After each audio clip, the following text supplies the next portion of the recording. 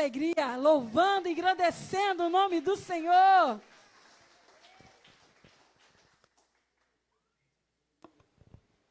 Meus irmãos, paz seja convosco. Você que trouxe a sua Bíblia, por favor, pegue a sua Bíblia. Abra sua Bíblia comigo em Atos dos Apóstolos, capítulo 3. Atos, capítulo 3.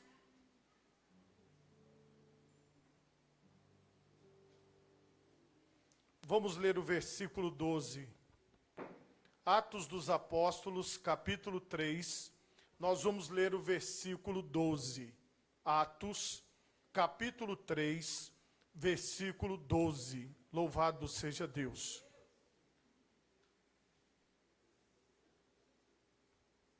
Atos dos Apóstolos, capítulo 3, versículo 12. Quantos encontraram, digam graças a Deus. Assim nos diz a palavra do Senhor. E quando Pedro viu isto, disse ao povo: varões israelitas, por que vos maravilhais disto? Ou por que olhais tanto para nós, como se por nossa própria virtude ou santidade fizéssemos andar este homem? Amém? Por favor, levanta a tua mão direita o mais alto que você puder. Feche os seus olhos e oremos a Deus. Pai Todo-Poderoso, neste momento, Senhor, eu te louvo e eu te bendigo, ó Pai, por tua santa palavra que acabou de ser lida aqui neste lugar. Ó Deus, que esta palavra possa produzir em nós o fruto do teu Espírito.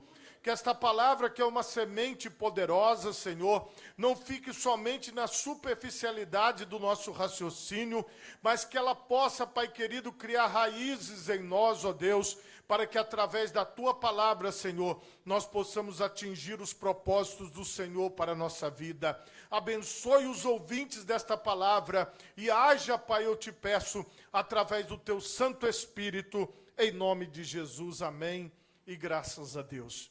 Podemos assentar, meus irmãos, em nome de Jesus. Meus irmãos,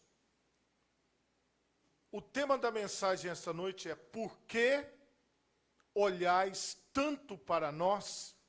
É como se, parafraseando, eu dissesse assim: por que nós olhamos tanto para o homem?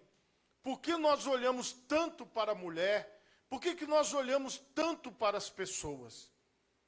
Irmãos, o contexto desta palavra, de Atos capítulo 3, era um contexto de oração, era algo que diariamente os apóstolos faziam.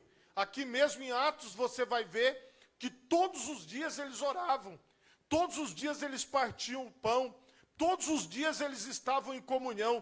Não existia um dia que eles falassem assim: ó, hoje não é dia de orar, hoje não é dia de ler a Bíblia, hoje não é dia de estar na presença de Deus. Eu vejo que as pessoas que entram em algumas dietas, existe o tal do dia do lixo, que eles falam aí na internet, que é o dia que a pessoa pode comer o que ela quiser, mas é só um dia. E os outros dias tem que ficar de acordo com aquela alimentação que foi pré-determinada. Aqui, meus irmãos, na presença de Deus, na igreja primitiva, não existia o dia do lixo. Não existia aquele dia onde a pessoa falava assim: ah, hoje eu não quero nem pegar na Bíblia, hoje eu não quero nem orar, hoje eu não quero nem saber. Irmãos, existem pessoas que quando, por exemplo, elas estão de férias, o que elas fazem? Elas não querem ir na igreja, porque elas dizem assim: eu vou aproveitar as minhas férias, e de preferência eu quero ir para o lugar e não quero nem ouvir falar de igreja. E pasme vocês, irmãos, existem pastores assim, que quando ele está de férias, ele não vai à igreja, no lugar onde ele está viajando, ou no lugar onde ele vai. Porque ele fala assim: ai, eu estou com a minha cabeça cheia, eu estou isso, eu estou aquilo. Irmãos, não existe isso na presença de Deus. Quem tiver com a cabeça cheia de Deus, não quiser Deus, já está sabendo para onde vai. Porque a eternidade é inteira com Deus. Então, se a pessoa não tem essa questão de buscar ao Senhor, de servir ao Senhor, de estar na presença de Deus todos os dias, ela acaba se afastando do plano de Deus, como se estar com Deus, estar buscando o Senhor, estar na presença de Deus, fosse algo somente para o momento do culto. Irmãos, isso aqui é um momento, ele faz parte de todo o nosso dia, de toda a nossa semana. Então, nós precisamos buscar a Deus todos os dias da nossa vida. É isso que é o resultado. Só, irmãos, que para nós chegarmos nesse nível, nós não podemos olhar para o homem. Porque, por exemplo, você que vem aqui na quarta-feira comigo, você vai observar que algumas pessoas vêm na quarta-feira. Se você vier aqui na sexta-feira comigo, você vai ver outras pessoas. Se você vier amanhã aqui na célula dos jovens, você vai ver outras pessoas. Se você vier nos eventos de sábado, você vai ver outras pessoas. E se você vier na madrugada de Jó, vai diminuir bastante o número das pessoas. Se você vier na escola bíblica também, você vai ver outras pessoas. Tem pessoas que vêm no domingo de manhã, mas não vêm à noite. Tem pessoas... Por quê? Porque isso é a correria da vida. Por exemplo, quem trabalha de escala. A pessoa, às vezes, por exemplo, pode não estar na igreja hoje porque ela está na escala. Ou a pessoa pode, por exemplo, ter feito uma viagem, ou estar arrumando alguma coisa, e ela não pode estar. Então, o que acontece? Se eu pensar assim, ó, eu só vou à igreja se aquela pessoa for, então eu já vou ter um problema, porque eu não sei quem vai vir, eu não sei quem vai estar no culto hoje. Nós não sabemos quem vai estar na célula amanhã. Nós não sabemos quem vai estar na cesta profética na sexta-feira. Nós não sabemos. Mas uma coisa nós temos que dizer: Senhor, eu quero estar na tua presença todos os dias da minha vida. Eu quero estar na tua presença. E aí você faz esse compromisso com Deus. E o que acontece? Fazendo esse compromisso, você vai ver que era isso que os apóstolos faziam. E a Bíblia diz aqui que Pedro e João, eles subiam juntos ao templo à hora da oração, a nona. Então eles estavam indo orar, estavam indo buscar a face do Senhor, juntos, buscando a presença do Senhor, como nós estamos aqui agora. E era trazido um varão que desde o ventre de sua mãe era coxo, ele era paralítico, não andava, ele nunca tinha andado na vida, o qual todos os dias punham a porta do templo chamada Formosa, para pedir esmola aos que entravam. Veja bem, todos os dias, os apóstolos subiam na hora da oração a nona, e todos os dias, aquele homem coxo, paralítico, era colocado ali na porta Formosa, numa das portas de entrada dos gentios, para pedir esmola. Então, aquele homem estava ali todo dia, porque ele sobrevivia daquele dinheiro que entregavam para ele. Só que Pedro e João, eles foram para buscar a face do Senhor, foram para orar ali no templo, para estar na presença do Senhor, e eles estavam desprovidos de qualquer moeda, de qualquer dinheiro. Eles foram apenas para aquele momento orar. Tem alguém aqui que está sem dinheiro? Não precisa ter vergonha, não. Amém?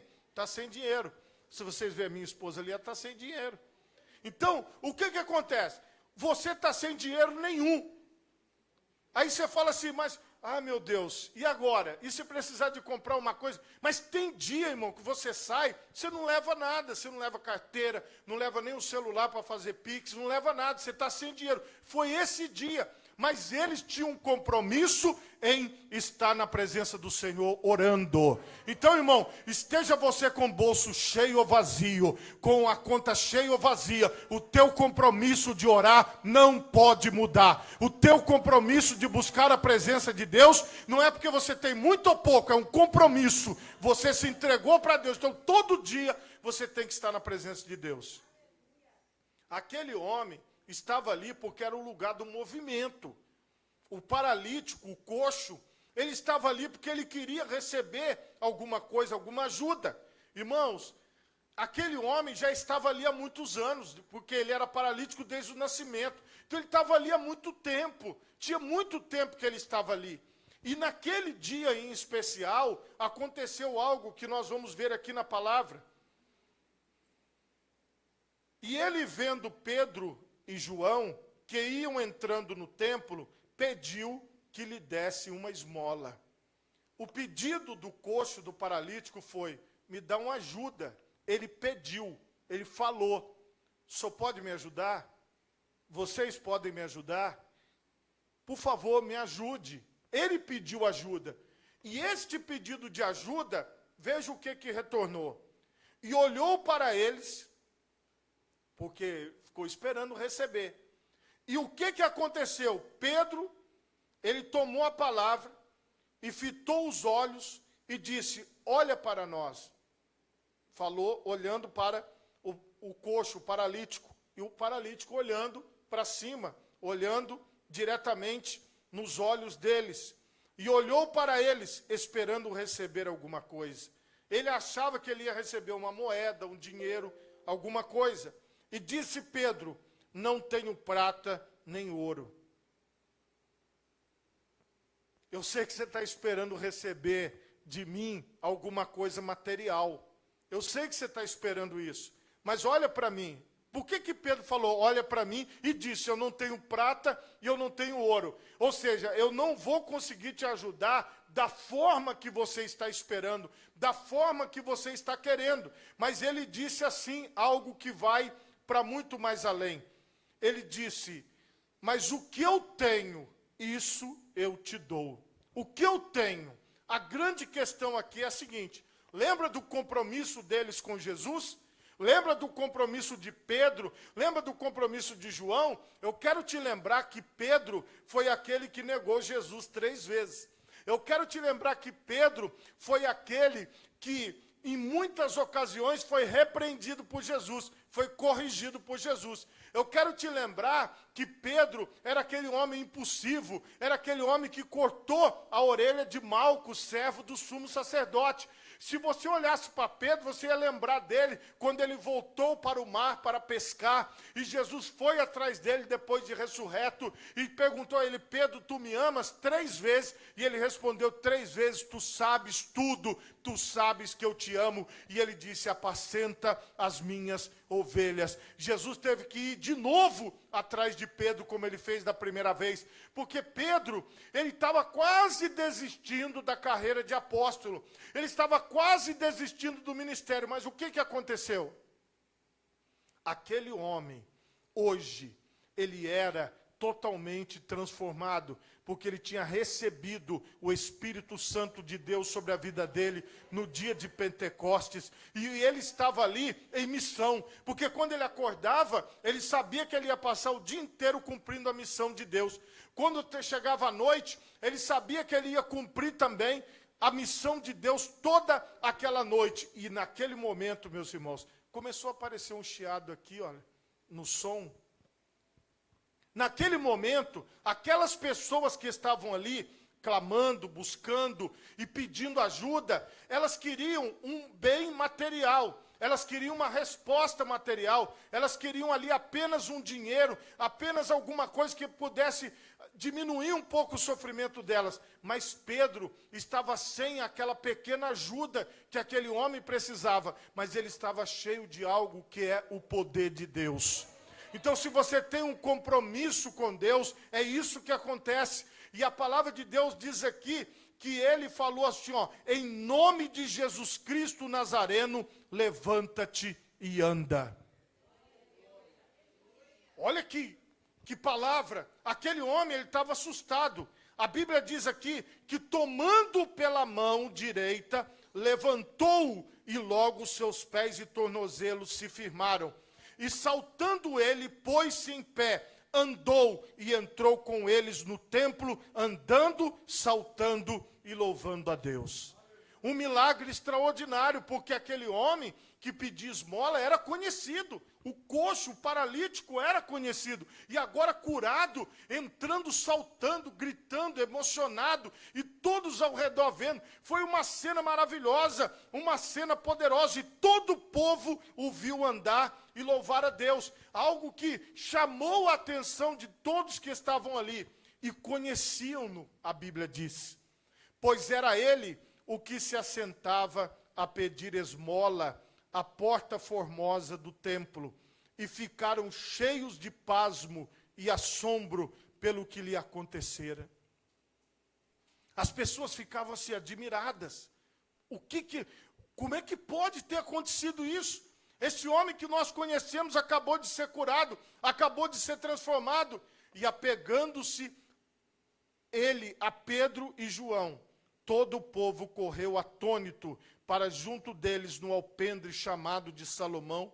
E quando Pedro viu isso, ele começou a observar aquela multidão chegando.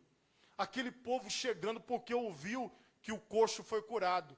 Ouviu que o paralítico foi curado.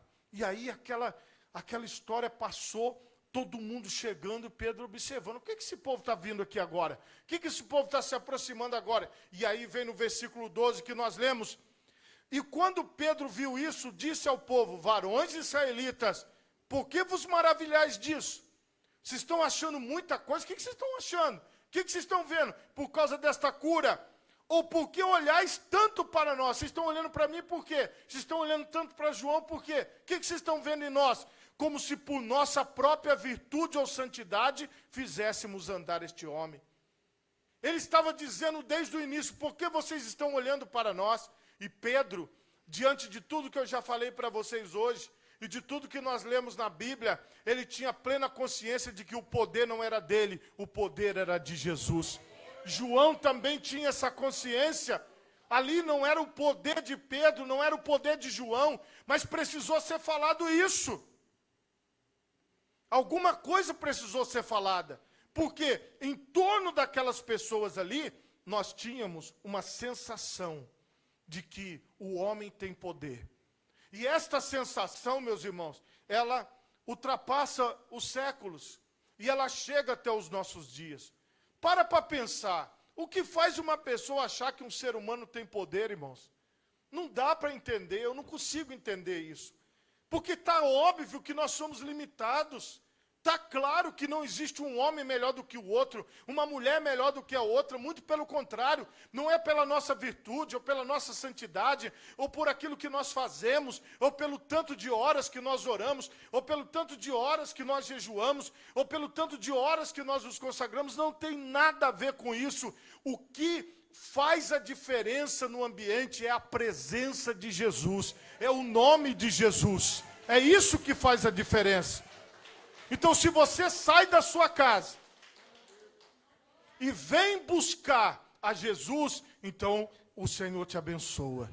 Se você está dentro da sua casa buscando a Jesus, da mesma forma, o Senhor te abençoa. Porque Pedro saía de casa, João saía de casa com essa consciência: eu estou cumprindo a missão do Cristo através da minha vida. Eu estou dando continuidade ao ministério de Jesus. Eu estou dando continuidade à palavra de Deus. Eu estou dando continuidade à obra de Deus. Você, irmão, é a continuidade do ministério de Jesus.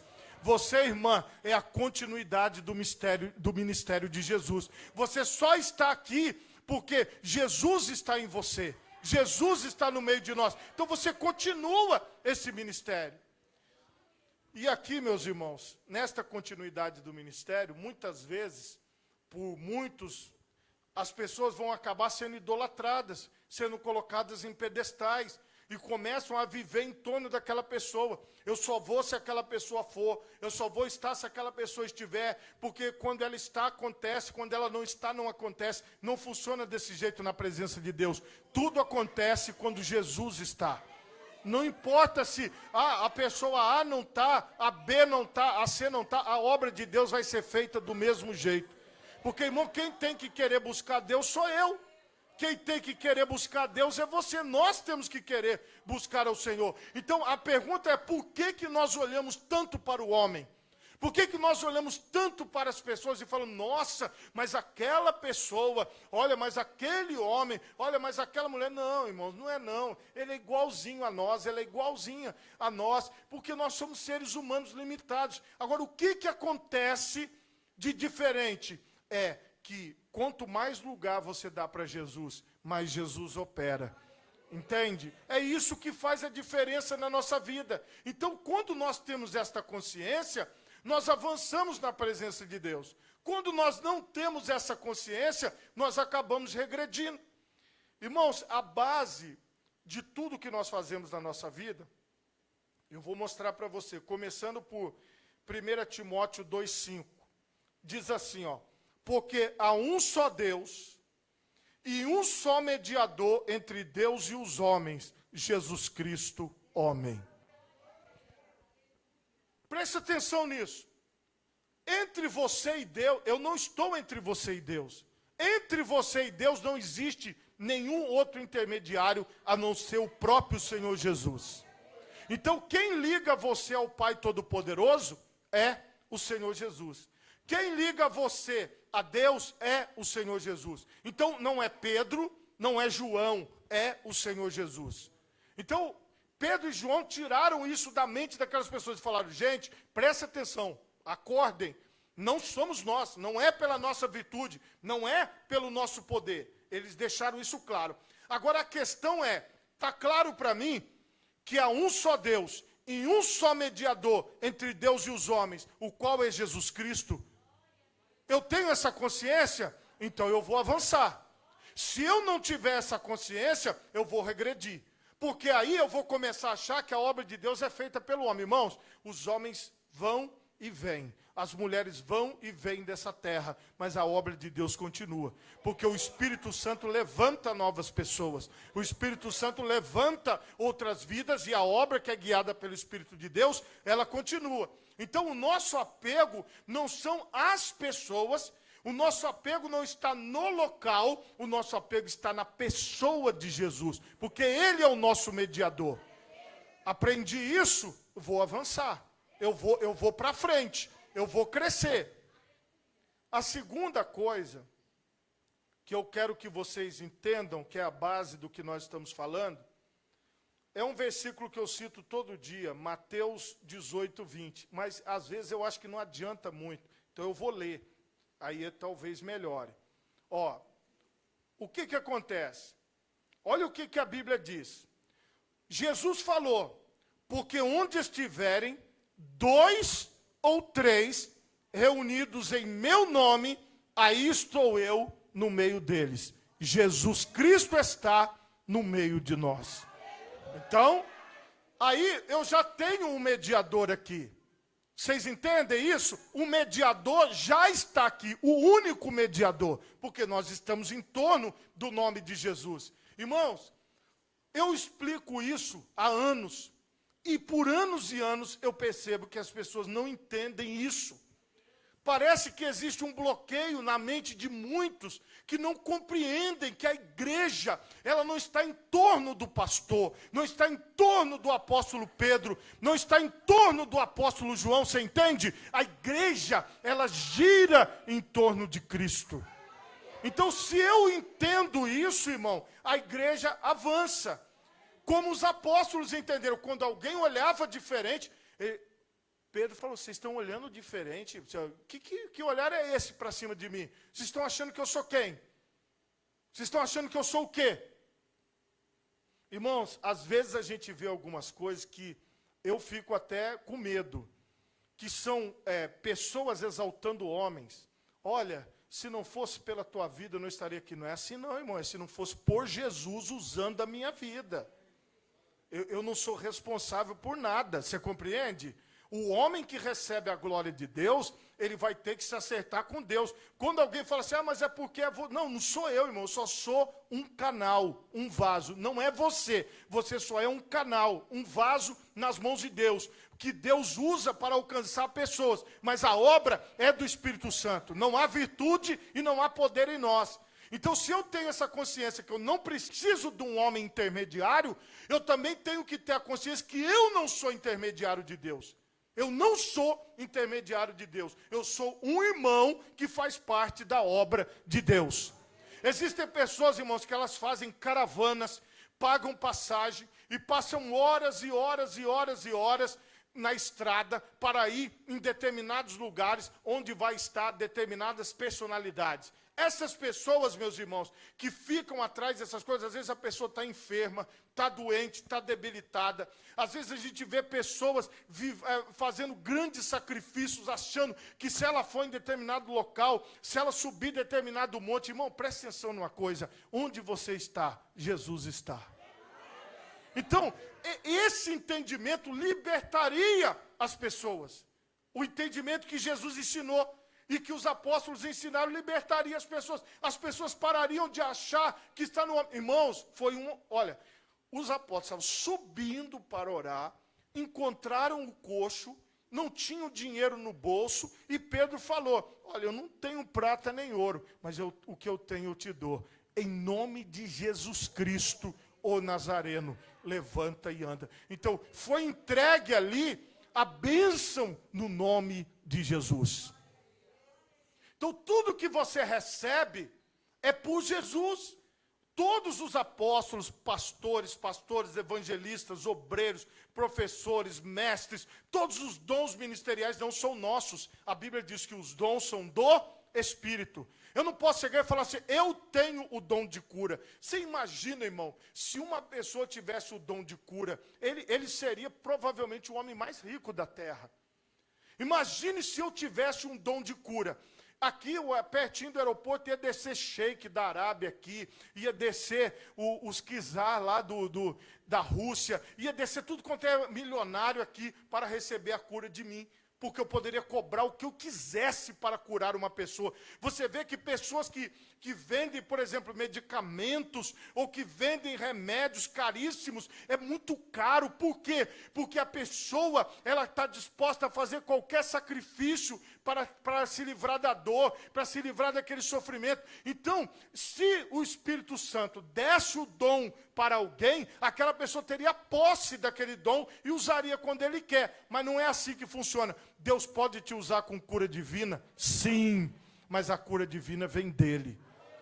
Irmãos, Deus, ele é tão misericordioso que ele usa o ser humano para abençoar outro ser humano. Mas o ser humano que é usado por Deus, ele precisa entender, não sou eu que faço, é Deus que faz. Eu não recebo glória, a Deus seja a glória e o louvor. A Deus seja toda adoração. É esta consciência que precisa ter. E aí, irmãos, as pessoas aqui que ficaram olhando e observando, Pedro, ele deu uma mensagem.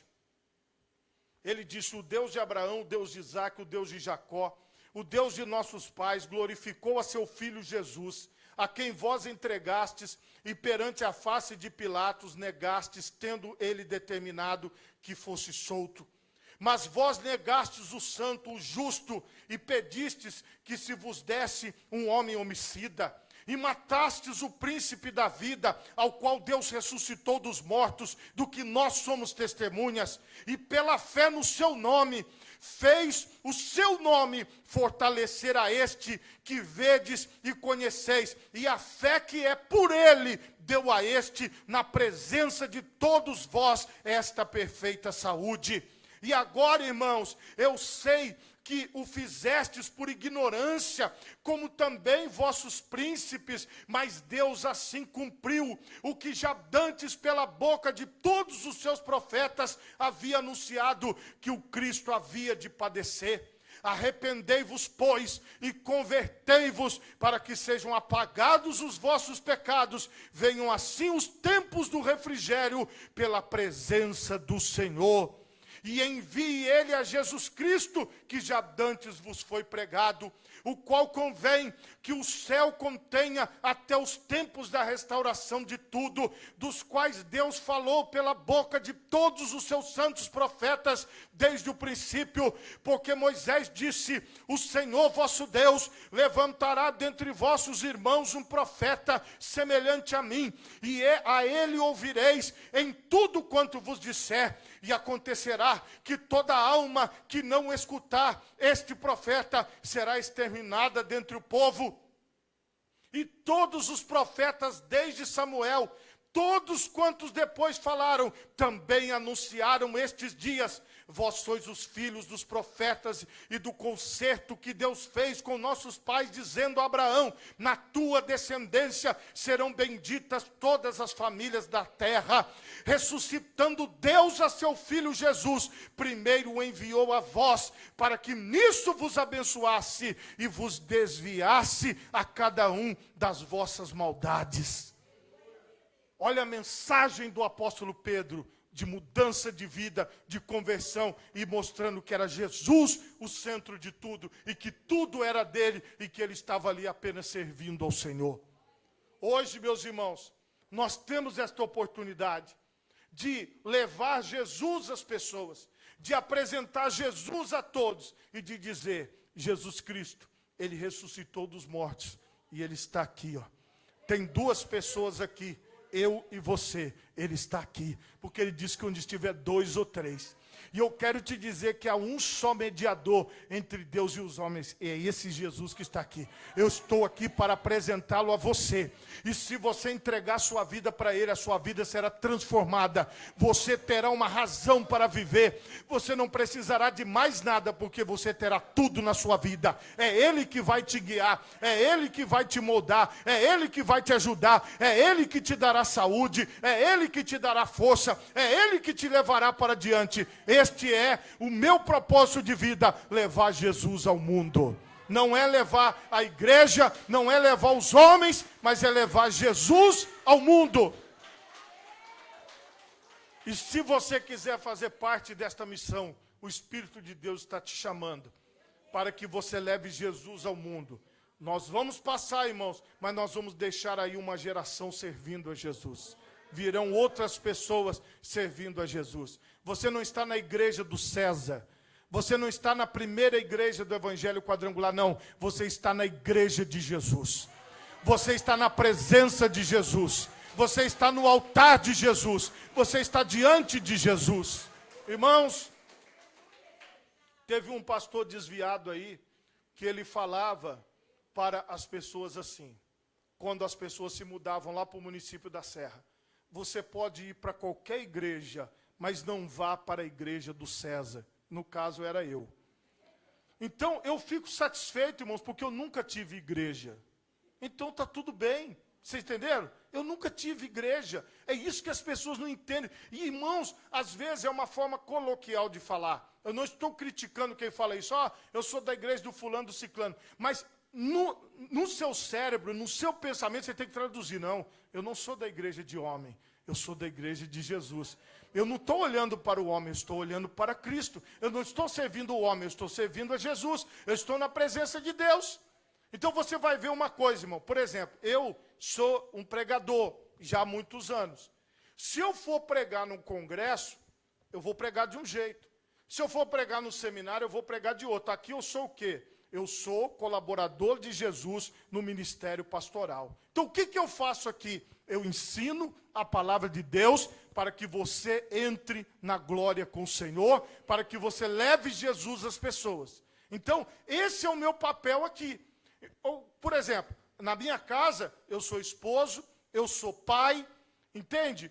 No meu trabalho, eu cumpro a minha função, a mesma coisa você. Você é mãe, você é avó, você é pai, você é avô, você é filho, você tem a sua função, você desempenha o seu papel. Agora, desempenhe você qualquer papel, esteja você em qualquer lugar, Jesus está com você. E o seu compromisso é levar Jesus à sua família, é levar Jesus ao seu trabalho, é levar Jesus às pessoas ao seu redor, é entender que você faz parte da obra de Deus, que você é parte do plano de Deus e que você está dando sequência ao propósito de Deus na sua vida. Essa consciência, irmão, nos leva para frente, nos leva para cima, nos leva para diante de Deus. Agora, se nós olharmos para o homem, nós vamos ter problemas, nós vamos regredir, nós vamos nos entristecer, nós vamos nos magoar, nós vamos ficar tristes, porque nenhum homem é igual ao outro, nenhuma pessoa é igual a outra. Eu tenho certeza que nesses 3 meses que eu estou aqui, você ainda não se acostumou comigo. Por quê? Porque eu estou há pouco tempo aqui. É pouco tempo de você aprender, você ver o jeito da pessoa. A mesma coisa é na nossa vida, no nosso dia a dia. Você precisa ir se acostumando com os contextos. Agora, o que nunca vai mudar na nossa vida é que nós estamos servindo a Jesus. Isso nunca vai mudar.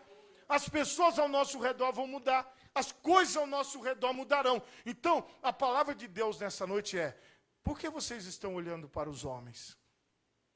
Por que eu estou olhando para os homens? Por que nós estamos olhando para as pessoas? E o apóstolo, ele perguntou: por que olhais tanto para nós? Por que nós olhamos tanto para as pessoas, irmãos? Vamos parar de olhar para as pessoas e vamos começar a olhar para Jesus. Falar, Senhor, obrigado que o Senhor está usando esse homem, obrigado que o Senhor está usando essa mulher, obrigado que o Senhor levantou essas pessoas. Deus seja louvado por esta geração que está aqui agora fazendo o trabalho, e pela geração que o Senhor ainda levantará, e pelas gerações passadas que o Senhor levantou. O que nós temos que entender, irmãos, é que por Ele e para Ele são todas as coisas. Por favor, coloque as duas mãos na altura do seu coração. Feche os seus olhos.